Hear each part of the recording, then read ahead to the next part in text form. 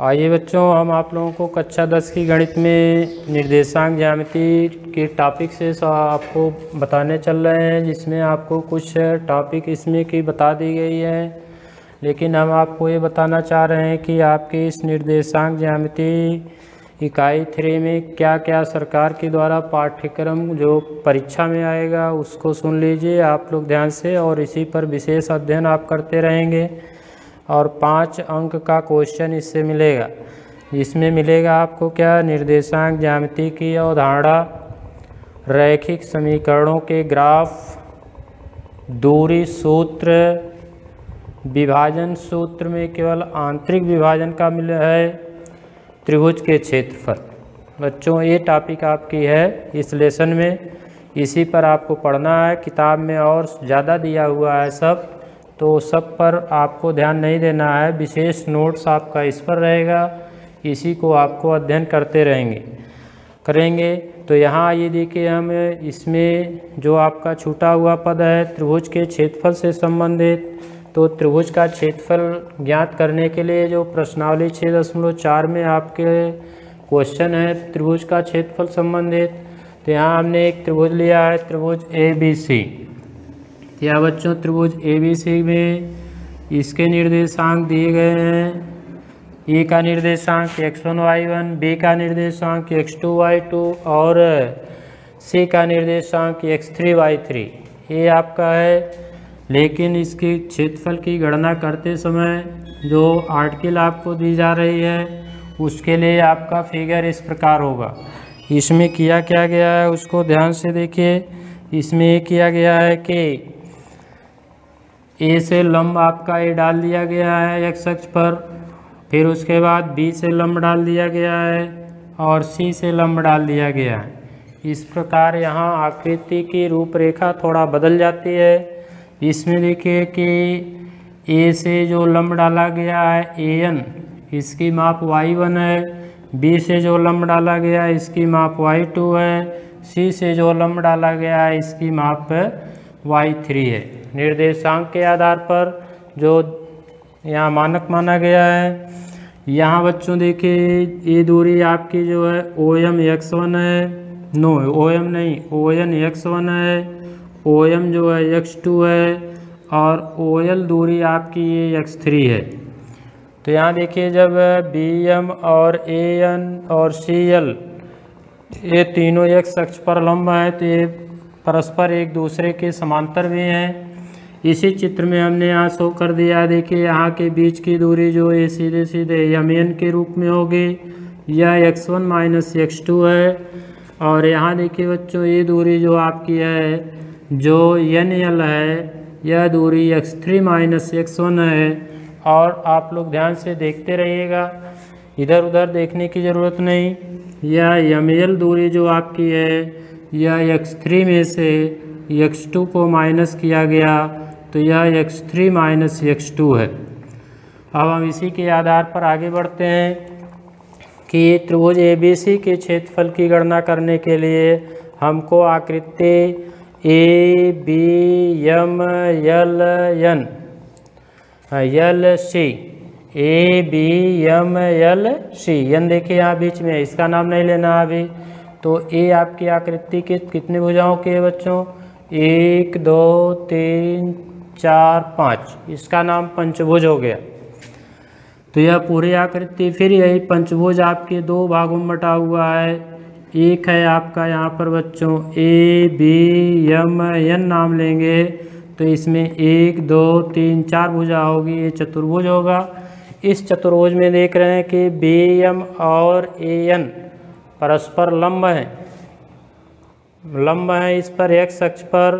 तो ये जब x अक्ष पर लंब है तो ये परस्पर समांतर होंगी। अभी हमने जो लंब का दिया वो लंब x अक्ष पर है ये दोनों, और x अक्ष पर लंब होने के नाते ये दोनों परस्पर एक दूसरे के समांतर हैं।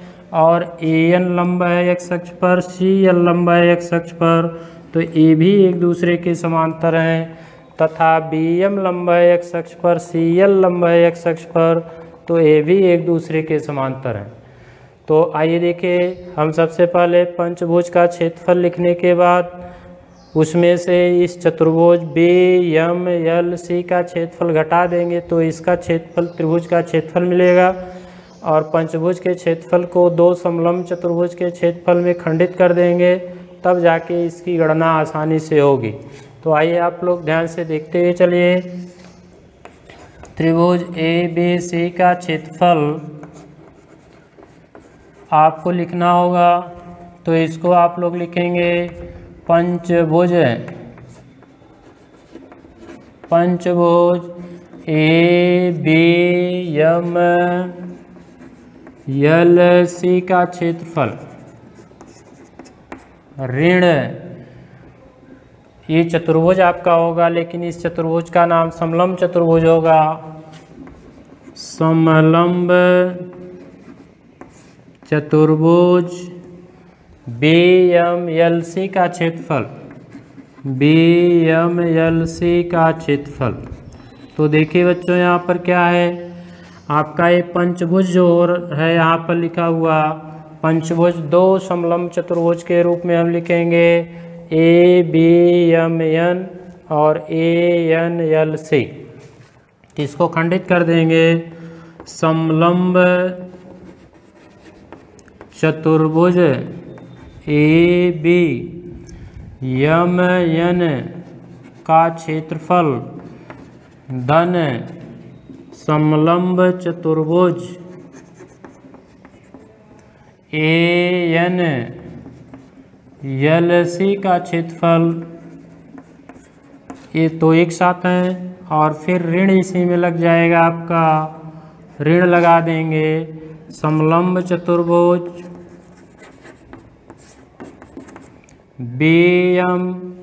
ये BMLC, ध्यान दीजिएगा, यह BMLC का क्षेत्रफल। तो आइए आप लोग अब ध्यान दीजिए इधर कि इसमें करेंगे क्या। समलंब चतुर्भुज का क्षेत्रफल जो होता है 1/2 गुणे समांतर भुजाओं का योगफल गुणे उनके बीच की लंबवत दूरी, इसी संबंध को लगाएंगे। तो समलंब चतुर्भुज ABMN के लिए समांतर भुजाएं आपकी BM और AN हैं, और उसके बाद उनके बीच की लंबवत दूरी यह आपकी बच्चों MN है। तो हम यहाँ लिखेंगे AN धन BM गुणे MN, फिर धन दूसरे के लिए देखें, इस समलंब चतुर्भुज के लिए ANLC, इसमें AN और CL परस्पर लंब है, यहाँ हम AN धन CL, और इनके बीच की दूरी देखिए बच्चों ये वाली है, जिसको हम लिख सकते हैं यहाँ पर x3 माइनस x1, लेकिन इसके पहले NL लिखेंगे, यह लिखेंगे NL। अब माइनस करके 1/2 आपका ये वाला चतुर्भुज BMLC आ रहा है, ध्यान दीजिए BMLC, यहाँ पर BM और LC दोनों एक दूसरे के समांतर हैं, इनके बीच की दूरी E पूरी हो जा रही है, और यह दूरी पूरी आपकी देखिए यहाँ लिखा गया है x3 माइनस x2, यानी इसमें हम लिखेंगे इसके लिए BM धन CL और गुणे ML। अब आइए इन्हीं के मान को रखना है ध्यान से। तो मान देखिए क्या है, 1/2 आप बाहर कर लीजिए, क्योंकि 1/2 तीनों पद के साथ लगा हुआ है।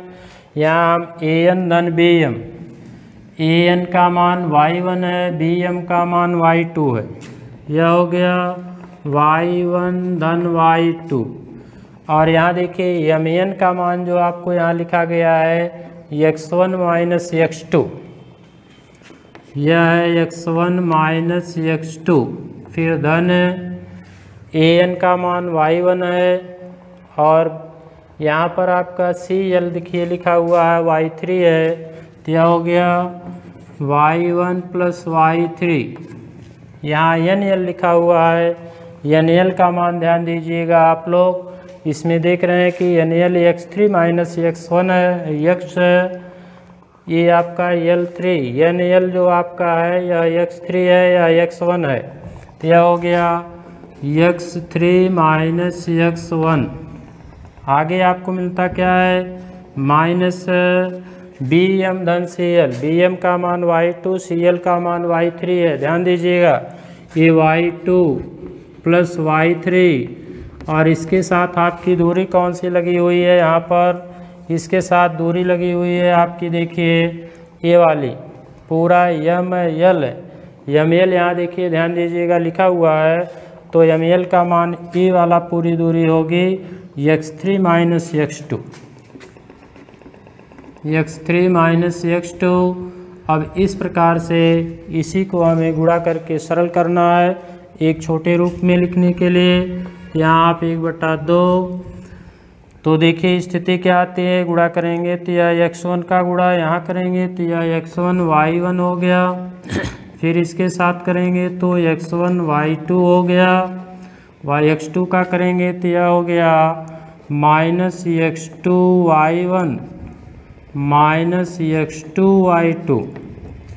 ये देखिए इतने का हो गया। फिर इस पर आ जाइए, यहाँ आपका x3 है तो ये हो गया plus x3 y1 plus x3 y3, फिर माइनस x का करेंगे तो ये माइनस x1 y1 और आगे हमको मिल जाएगा माइनस x1 y3। आइए देखिए बच्चों, अब इधर आपका माइनस चिन्ह लगा हुआ है माइनस चिन्ह लगा है इसलिए हमको कोष्टक के साथ लिखना होगा, माइनस करके हम इसमें कोष्टक के साथ अब इसका गुणा करेंगे तो यह होगा x3 y2 प्लस इसका इसके साथ करेंगे तो x3 y3, फिर x2 का करेंगे यह होगा माइनस x2 y2 और फिर माइनस x2 y3। तो देखिए यहाँ पर कोष्टक बन। अब आप ध्यान दीजिए कि इस कोष्टक को हटाएंगे तो इसके अंदर जो प्लस में है वो माइनस होगा, जो माइनस में है वो प्लस हो जाएगा। तो यहाँ आपको मिल जाता है 1/2 x1 y1, ये आपका है x1 y1 plus x1 y2 minus x2 y1 minus x2 y2, फिर ये आपका x3 y1 plus x3 y3 minus x1 y1, ये वाला हुआ माइनस x1 y3। उसके बाद देखिए यहाँ से चिन्ह बदलेगा तो minus x3 y2 minus x3 y3 और ये आपका प्लस x2 y2 और प्लस x2 y3। यहाँ देखिए आपको इतना मिला बच्चों।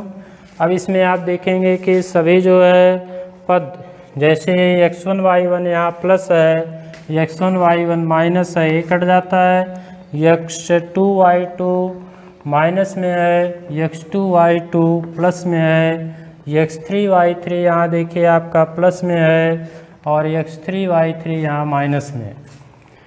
ये आपके 6 पद कट जाते हैं। उसके बाद बाकी जो बचते हैं उनके साथ आपको क्या करना है, देखिए ध्यान से।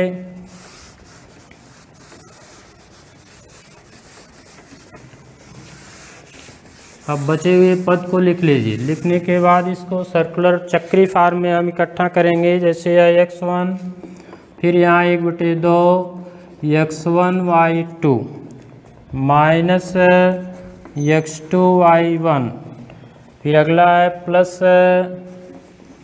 x3 y1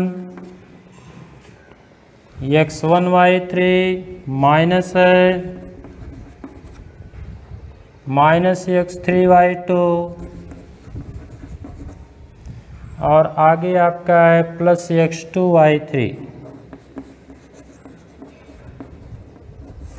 तो यहाँ देखिए हम क्रम में कॉमन लेने की क्रिया x1 से शुरू करते हैं बच्चों। 1/2 यहाँ x1 कॉमन ले लीजिए। तो x1 के लिए हम देखते हैं कहाँ कहाँ x1 का पद है। एक पद आपका देखिए यहाँ पर x1 का है, एक पद यहाँ पर है, x1 कॉमन लेंगे तो यहाँ y2 मिलेगा और यहाँ -y3 मिलेगा। फिर x2 के साथ चलते हैं तो x2 देखिए आपका यहाँ पर है और x2 यहाँ पर है, तो जब यहाँ प्लस x2 हम कॉमन लेंगे तो इसका y3 पहले होगा, y3 पहले होगा और -y1 आएगा। ध्यान से देखते रहिएगा। इतना हो गया। फिर x3 पर चलते हैं तो यह हमको x3 लेने पर आप देख रहे हैं कि x3 यहाँ पर है और x3 यहाँ पर है, तो यह आपको मिलता है क्या, यह y1 माइनस y2 का रूप देता है, y1 माइनस y2। तो देखिए बच्चों यहाँ पर आपको मिल क्या रहा है, यहाँ पर यही मिल रहा है कि इस त्रिभुज के क्षेत्रफल के लिए यह 1/2 बड़े कोष्ठक के अंदर x1 y2 माइनस y3, यानी x1 के साथ y1 का संबंध नहीं है, इतना ध्यान देंगे। y2 minus y3 x2 in bracket y3 minus y1, यानी x2 के साथ y2 का संबंध यहाँ नहीं है, plus x3 y1 minus y2, यानी x3 के साथ y3 का मान यहाँ नहीं लगेगा। तो इस प्रकार से आपको मिलता है कि x1 y1 ये आपका y1 y2 y3 का चक्रीय अंतर पद जो होता है यह आपका होता है y1 minus y2 y2 minus y3 और y3 माइनस y2 y1 होगा। y1 minus y2 y2 minus y3 और y3 माइनस y1, यही क्रम आपका देखिए यहाँ पर लगा हुआ है, जहाँ पर y1 माइनस y2 का संबंध देखिए है उसके साथ x3 लगा है, जहाँ पर y3 माइनस y1 का संबंध है उसके साथ x2 लगा है, जहाँ पर y2 माइनस y3 का संबंध है उसके साथ x1 लगा है, यानी x1 के साथ y2 y3 का संबंध, x2 के साथ y3 या y1 का संबंध और x3 के साथ y1 और y2 का संबंध। इसको हम यहाँ वर्ग मात्रक का रूप लिख सकते हैं, वर्ग मात्रक या वर्ग इकाई के रूप में व्यक्त कर सकते हैं। तो आइए देखिए इसमें कंडीशन क्या आती है कि किसी भी त्रिभुज के लिए उसके तीनों शीर्षों का निर्देशांक दिया है तो पहले निर्देशांक को x1 y1 के रूप में लिखते हैं, दूसरे निर्देशांक को x2 y2 के रूप में मानते हुए तुलना करते हैं और तीसरे निर्देशांक को x3 y3 के रूप में तुलना करके आप करेंगे क्या, उन्हीं मानों को उठा करके चिन्ह सहित इसके अंदर रखेंगे और जब इसके अंदर रखेंगे तो गणना करने के बाद जो मान आएगा वह मान इस त्रिभुज के क्षेत्रफल को निरूपित करेगा। इतना बच्चों ध्यान दीजिएगा। साथ साथ आपको यहाँ मिलता क्या है, यहाँ ये मिलता है इसमें कि आगे इसी में कुछ प्रश्न आपको मिल सकते हैं संरेख की कंडीशन में कि यह त्रिभुज जो है दिए गए 3 बिंदुओं के निर्देशांक सिद्ध कीजिए कि यह संरेख हैं, यानी एक रेखा पर स्थित हैं। तो हम यहाँ थोड़ा सा आपको डायरेक्शन देते हैं, उसके पहले थोड़ा सा शार्ट रूप इसका शो करते हैं कि क्षेत्रफल के लिए आप शार्ट रूप क्या करेंगे उसको देख लीजिए। इसी को लिखना होगा तो इसको हम लिख सकते हैं 1/2 सारणी रूप में। सारणी रूप में क्या लिखेंगे, सारणी रूप में आपका होगा यहाँ पर देखिए पहले यहाँ x1 y1 x2 y2 x3 y3 लिखते हैं, यहाँ सब 1 1 कर देते हैं और इसके बाद बच्चों इसी के माध्यम से हम तब भी क्षेत्रफल निकाल सकते हैं त्रिभुज का। वो देखिए क्या है, जो मान उससे आएगा वही मान आपको इससे भी मिलेगा। तो स्थिति क्या आती है यहाँ पर, स्थिति आती है बच्चों के जैसे इसको करना होगा x1 का रिलेशन हमको मान डालना है तो हम x1 लिख करके इसको बंद कर देते हैं, इसको बंद कर देते हैं अब इसका गुणा इसमें करते हैं तो y2 आएगा, फिर इसका गुणा इसमें करेंगे तो y3 यानी x1 into y2 minus y3 ये वाला पद आ जाता है। फिर x2 लेते हैं तो इस पंक्ति को द्वितीय पंक्ति को बंद करते हैं और पहले स्तंभ को बंद करते हैं तो हमको मिल जाता है इनका संबंध इसके साथ, इनका संबंध इसके साथ, लेकिन माइनस के साथ जब होता है तो y3 माइनस y1 आता है। और x3 वाले को जब लेते हैं तो ऐसे बंद करते हैं तो हमको y1 माइनस y2 आता है। यानी इस क्रिया से जब इसको ब्रेक करेंगे तो हम इसी रूप में फिर लिखेंगे, इसलिए आपको अभी इतना परेशान होने की ज़रूरत नहीं है। यहाँ पर आपको जो है सीधे सीधे क्या करना है कि यह संबंध याद करते हुए इसी संबंध के माध्यम से दिए गए निर्देशांक को इसमें रखिए और रख करके आप त्रिभुज के क्षेत्रफल की गणना कर सकते हैं। तो आइए देखिए इसके आगे हम इस पर आपको सवाल बताएंगे, लेकिन उसके पहले एक और संकेत देंगे कि उस प्रकार का प्रश्न यदि आपको मिलता है तो क्या करेंगे। जैसे यहाँ पर कंडीशन आती है कि किसी भी दिए गए 3 निर्देशांक को यदि ये दिखाना हो कि यह किसी त्रिभुज के शीर्षों के निर्देशांक हैं या नहीं, इस पर आइए। तो इसके लिए नोटेशन याद कर लीजिए, जिसको आप लिख लेंगे और याद किए रहेंगे तो हमेशा के लिए काम करेगा। यहाँ आपको ध्यान देना है, जब 3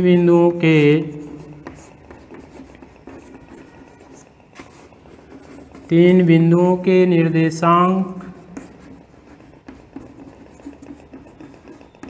को त्रिभुज के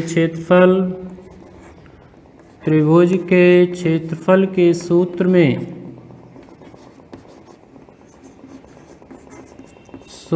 में रखकर गणना करते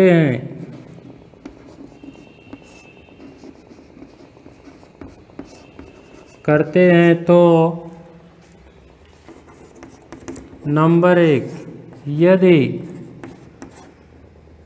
क्षेत्रफल का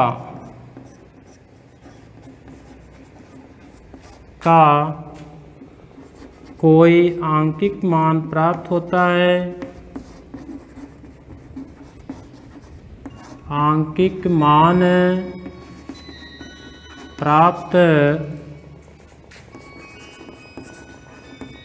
होता है तो तीनों दिए गए बिंदु, ध्यान दीजिएगा, दिए गए बिंदु जो होंगे त्रिभुज के शीर्ष होंगे। कंडीशन आती है कि त्रिभुज के शीर्ष होंगे। नंबर 2 इसमें क्या है, बी पर आप याद रखिए कि यदि त्रिभुज के क्षेत्रफल की गणना में क्षेत्रफल का मान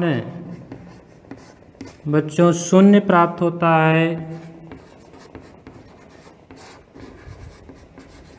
होता है तो तीनों बिंदु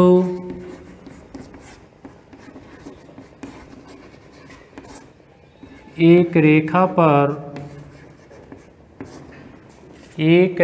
पर यानी इसी को क्या कहते हैं, शार्ट में संरेख, इसी को शार्ट में संरेख पर होते हैं। यानी वो किसी त्रिभुज के शीर्ष नहीं होते हैं। यहाँ आपको इस कंडीशन में ये शो करना है कि जब भी कहेगा कि 3 बिंदु संरेख हैं या नहीं संरेख हैं, तो आप उस कंडीशन में क्या करेंगे कि उन तीनों बिंदुओं को त्रिभुज के क्षेत्रफल के सूत्र में रखेंगे और गणना करेंगे। गणना करने पर यदि मान 0 प्राप्त होता है तो कह देंगे कि यह तीनों बिंदु त्रिभुज के शीर्ष न होकर के ये तीनों एक रेखा पर स्थित हैं। तो आइए हम आपको सवाल त्रिभुज के क्षेत्रफल से संबंधित करते हैं। त्रिभुज के क्षेत्रफल का सवाल ले लिया जाए। प्रश्नावली आपके बालाजी प्रकाशन की किताब से 6.4 का एक सवाल हम उठाते हैं, उस पर ध्यान दीजिए आप लोग।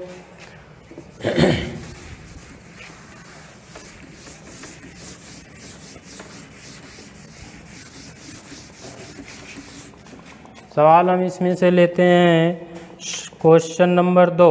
क्वेश्चन नंबर 2 जैसे दिया है, त्रिभुज का क्षेत्रफल ज्ञात कीजिए जिसके शीर्ष है।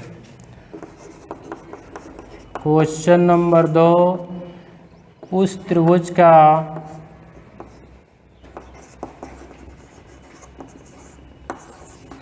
क्षेत्रफल ज्ञात कीजिए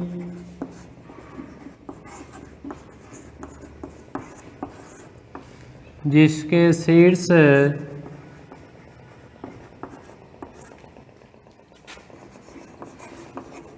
तो देखिए यहाँ शीर्ष आपका है, निर्देशांक दिया क्या गया है, यह दिया गया है 4 6 3 4 4 6 3 4 3 4 व 6 2 6 2 है। तो देखिए बच्चों, यहाँ पर आपको हल करने में अब यहाँ कोई ज़रूरी नहीं है कि आप जो है इस निर्देशांक के माध्यम से एकदम त्रिभुज का चित्र ही बना डालिए, कोई ज़रूरी नहीं है। त्रिभुज का चित्र बनाने के लिए आप सीधे प्रक्रिया में क्या करेंगे, यदि दिखाना चाहेंगे तो एक सामान्य फिगर दिखा सकते हैं और नहीं दिखाएंगे तो भी कोई समस्या नहीं है। यहाँ चित्रांकन करके आपको क्षेत्रफल निकालने की कोई विशेष ज़रूरत नहीं है। तो आप क्या रखेंगे, सबसे पहले आप लिखेंगे सूत्र को लिखेंगे, लेकिन यहाँ संकेत में सूत्र इसको लिखते समय नामांकन कर लेंगे कि हल की क्रिया में माना त्रिभुज ABC के शीर्ष क्रमशः या मान लेंगे A 4 6 B 3 4 और C आपका जो है 6 2 है।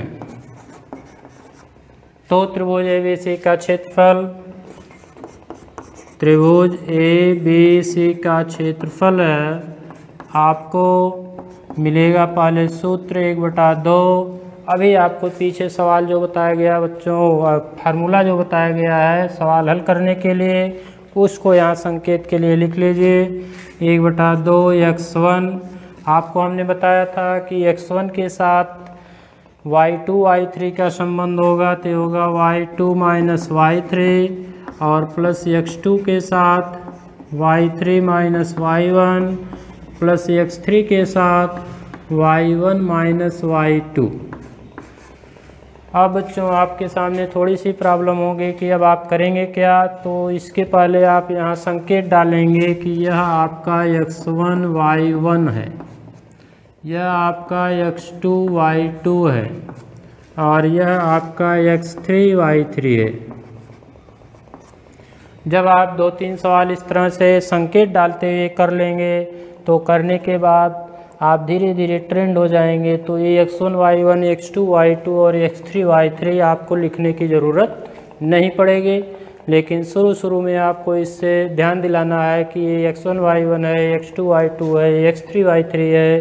तो x1 के स्थान पर 4 राइट करेंगे, x2 के स्थान पर 3 लिखेंगे, x3 के स्थान पर 6 लिखेंगे।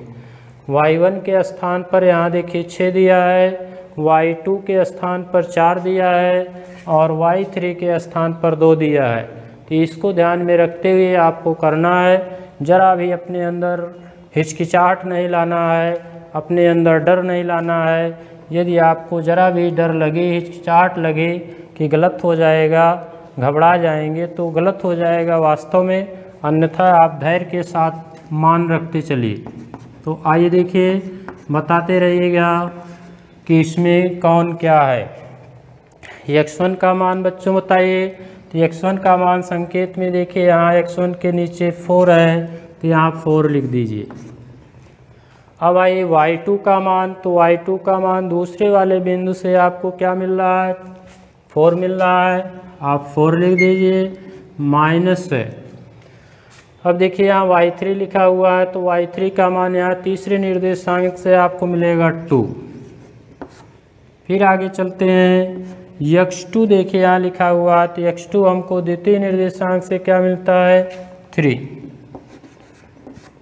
और उसके आगे y3 माइनस y1 लगा हुआ है, तो y3 बच्चों देखिए यहाँ पर तीसरे निर्देशांक से आप लोग पा रहे हैं यह है 2, और y1 आप पहले से पाएंगे, पहले से y1 का मान है 6। बंद कर दिए। फिर आगे अगला पद आपका क्या है, अगला पद आपका यहाँ पर है देखिए x3 मिलेगा तीसरे निर्देशांक से 6। तो यहाँ देखिए बच्चों अब आपको यह क्या मिल रहा है, y1 माइनस y2, ध्यान दीजिएगा y1 पहले से मिलेगा, y2 दूसरे निर्देशांक से मिलेगा, तो y1 का मान यहाँ देखिए क्या है, 6 मिल रहा है, तो 6 राइट करिए, और माइनस y2 का मान देखिए यहाँ क्या मिल रहा है, 4 मिल रहा है, तो 4 राइट करिए। कोष्टक बंद कर दीजिए, कोई समस्या नहीं है, केवल धैर्य के साथ ध्यान से आप करते रहिए।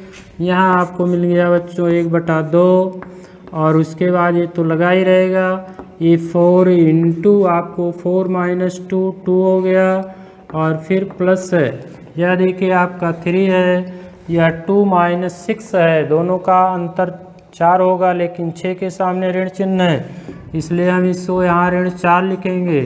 फिर धन 6 और गुणे, यहाँ देखिए 6 ऋण 4 है, 2 आएगा, यहाँ 2 लिख देंगे। आइए देखिए यहाँ पर 1/2 गुणे, ये 4 गुणे 2, 4 दूना 8। यहाँ देखिए चिन्ह का ध्यान देना है, चिन्ह का ध्यान देते हुए चलेंगे, धन गुणे ऋण, ऋण हो गया बच्चों, और यहाँ आपको मिल गया 4 तिहाई 12, और यहाँ देखिए धन 12 ये भी हो गया, इसके अंदर यह आपका कट गया, आपको मिला 1/2 गुणे 8, काट देंगे, ये हो गया 4, यानी कुल मिला करके आपको इसका क्षेत्रफल देखिए यहाँ पर मिल गया 4, और इसी को लिखते हैं वर्ग मात्रक, क्योंकि क्षेत्रफल की इकाई वर्ग से शुरू होती है, यूनिट्स में जो भी होगा cm m जो भी होगा सेंटीमीटर मीटर, लेकिन यहाँ पर सेंटीमीटर मीटर का कोई संबंध नहीं दिया गया है, इसलिए आप केवल जो है वर्ग मात्रक के रूप में ही लिखेंगे या वर्ग इकाई के रूप में लिखेंगे, तो ज़रा भी इससे हिचकने की ज़रूरत नहीं है बच्चों। तो यहाँ देखिए आपको ये सवाल बताया गया, इस सवाल के आधार पर आप अपने किताब से और भी क्वेश्चन लगाएंगे, और क्वेश्चन लगाते समय आप ध्यान देंगे कि कुछ क्वेश्चन मिलेंगे आप लोगों को संरेख के रूप में, तो यदि उसमें तीनों निर्देशांक दिया है तो उन तीनों निर्देशांक को आप क्या करेंगे, यदि कहता है कि सिद्ध कीजिए संरेख हैं, तो वहाँ घबराने की ज़रूरत नहीं है, आप सीधे सीधे इसी फार्मूले को लिखिए, फार्मूले को लिख करके उसमें सब वैल्यू को रखिए, रख करके उसे कैलकुलेट करिए। जैसे यहाँ आपका 4 आ गया, तब तो ये त्रिभुज के शीर्ष हैं, आप कहेंगे कि यह त्रिभुज के शीर्ष के निर्देशांक हैं, यह एक त्रिभुज को निरूपित कर रहा है। यदि हम इसमें आंकिक मान ऐसा मिलता कि यह मान 0 के बराबर आता, तो हम कहते कि यह दिए गए जो तीनों बिंदु हैं, यह तीनों बिंदु किसी त्रिभुज के शीर्ष के निर्देशांक न निरूपित करके यह एक रेखा पर स्थित हैं, अर्थात संरेख हैं। और इस प्रकार संरेख से संबंधित प्रश्नों को भी आप हल करेंगे, और जो प्रश्न आपको समझ में नहीं आएगा उसे कमेंट बॉक्स में कमेंट ज़रूर करिएगा, हम आपका इंतज़ार करेंगे आपके प्रश्न का। इसके लिए आप लोग ध्यान दीजिए 6.4 प्रश्नावली बालाजी प्रकाशन की किताब से जो भी क्वेश्चन आपके त्रिभुज के क्षेत्रफल से संबंधित हैं, और त्रिभुज के क्षेत्रफल से संबंधित क्वेश्चन संरेख का भी होता है कि दिए गए बिंदु त्रिभुज को निरूपित नहीं कर रहे हैं, अर्थात संरेख हैं, उन क्वेश्चनों को आप हल करेंगे। हम आपके प्रश्न का इंतज़ार करेंगे। जय हिंद।